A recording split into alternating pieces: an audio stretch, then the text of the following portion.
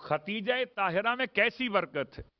میں آپ کو ایک مثال عرض کرتا ہوں، ہو سکتا ہے آپ نے کبھی اس طرح توسل کیا ہو تو ماشاءاللہ، اور سبحان اللہ نہ کیا ہو تو کر لیجئے گا۔ ایک شخصیت ہے آغائے حسین تہرانی، اور آغائے حسین ایسے عالم کے جنہیں دو مراجع عظام نے اجاز روایت دیا۔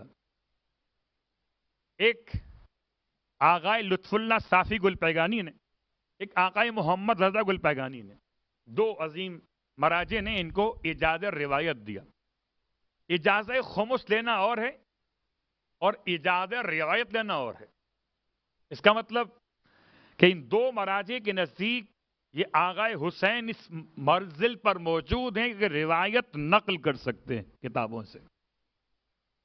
یہ کہتے ہیں بڑے حالات خراب تھے میرے مالی اعتبار سے، میں نے ایک منت مانی کہ پروردگار میرے حالات بہتر کر دے تو میرے گھر جو بھی ولادت ہوئی، اگر بیٹی کی ہوئی تو نام رکھوں گا ختیجہ۔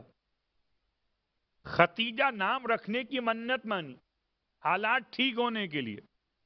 کہتے ہیں خدا نے حالات بھی ٹھیک کیے، رحمت بھی عطا کی، نام رکھا ختیجہ۔ منت یہ تھی کہ اگر ایسا ہو گیا تو میں بی بی خدیجہ طاہرہ کے نام سے کتاب لکھوں گا۔ انہوں نے کتاب لکھی، کتاب کا نام ہے خصائص خدیجہ الکبریٰ۔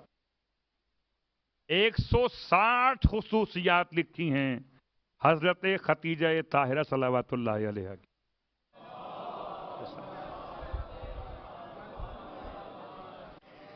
اگر کوئی اپنے گھر میں بچیوں کے نام رکھے خدیجہ کے نام پر، اگر کوئی حضرت خدیجہ طاہرہ کے نام سے صلوات کی، درود کی تسبیحات تلاوت کرے، آپ کی زیارت نامے کو پڑھے، یا آپ کے نام سے اپنے کاروبار میں آپ کو شریک اور سہیم کر لے، مثلا اپنے ہی پیسوں میں سے کچھ ایک رقم مخصوص کرے کہ بی بی خدیجہ طاہرہ کا حصہ یہ ہے، جب پروفٹ حاصل ہو تو جو ان کا حصہ وہ ان کے لحاظ سے ان کی اولادوں میں بانٹ دیں۔ مثال دے رہا ہوں، تو خدیجہ نام ہے کس کا؟ میمونۃ، برکتیں عطا کرنے والی۔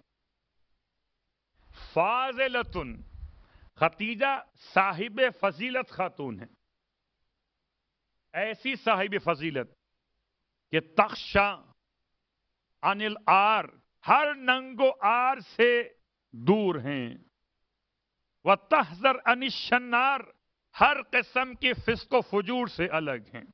یہ کس کے جملے تھے؟ حضرت ابو طالب علیہ السلام۔